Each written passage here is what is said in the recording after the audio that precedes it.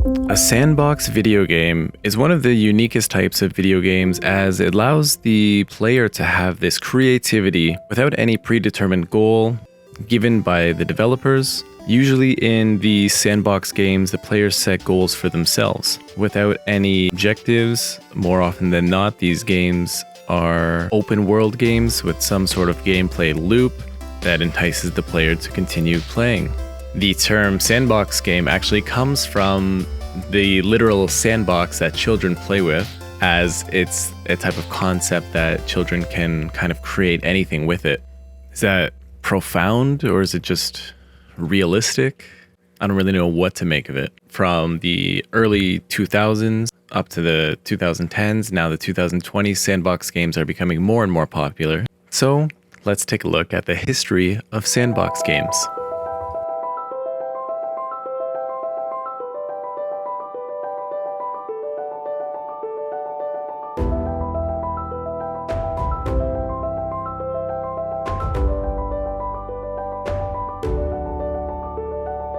Early sandbox games came out of space trading and combat games like Elite in 1984 and city building simulations in tycoon games like SimCity, as well as The Sims and Grand Theft Auto 3 in 2000 and 2001.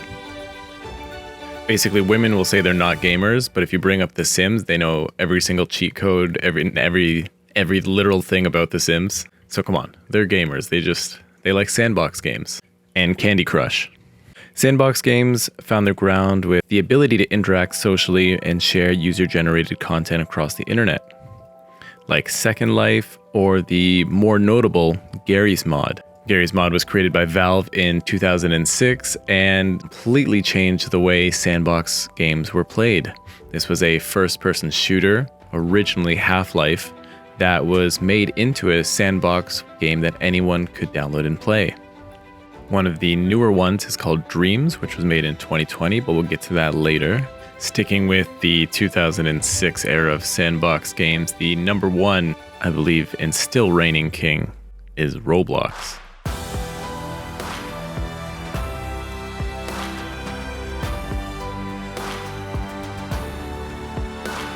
Ooh. Oh!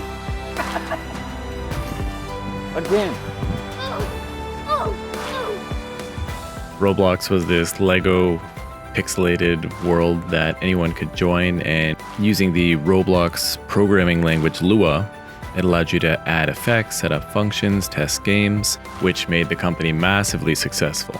The idea is to improve the gamer's imagination, skills, and traits. It helps improve the overall game's experience, allowing players to reach their full potential. So sandbox games were initially developed in the late 1970s and 80s. Cargo. Okay, now my energy cells are filling up, rejuvenated. And those games were just simply enough to allow players to explore their areas of interest. I would say it wasn't until about the early 2000s with the arrival of The Sims and Roblox, Minecraft, where players really got to create anything they want to. And a life of sitting at home is a more viable option than you might think, seeing as the game doesn't actually allow you to leave your home lot. Sure, your Sims can go to work or school, but you don't follow them there, so you're effectively a prisoner of your own home.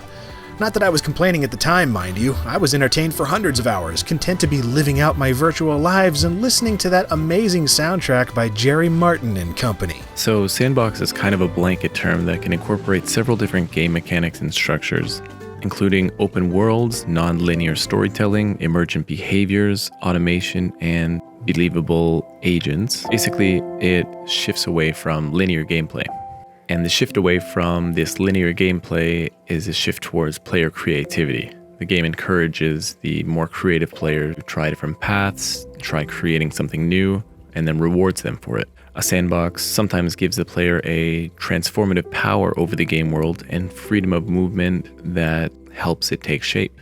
This was actually how the popular game Fortnite started, as a kind of creative base building game before it pivoted into a battle royale. I spoke a little bit about The Sims, Grand Theft Auto 3, which kind of redefined the genre of sandbox.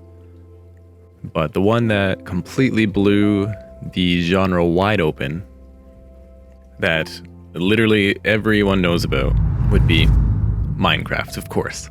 I can't make a sandbox video without talking about Minecraft, so here it comes. The game is essentially Lego bricks. This threatening place was full of zombie pigmen and the eerie cries of the ghast.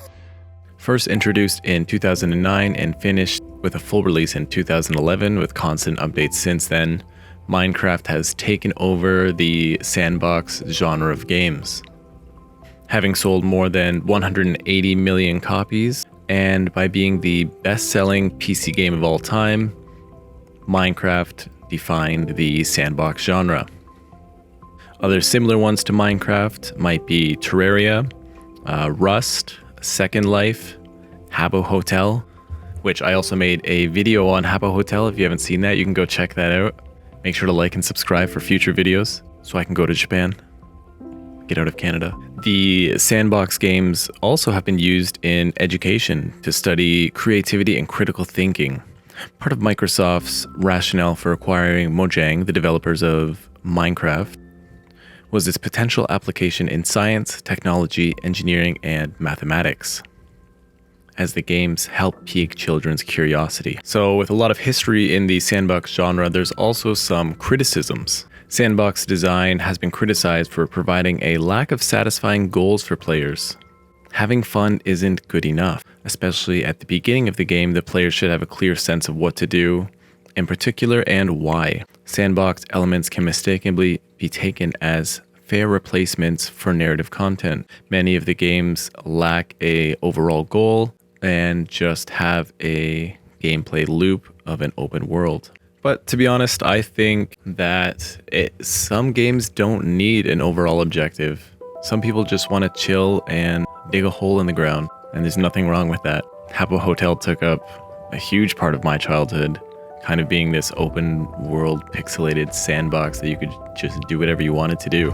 So I'm really curious what you think. Please leave a comment in below. Are you a fan of the sandbox genre? Is it fun to you? Do you need some kind of goal? I'm curious what you have to say, so please leave a comment and let me know what you think. And I'll see you in the next video, okay? Bye.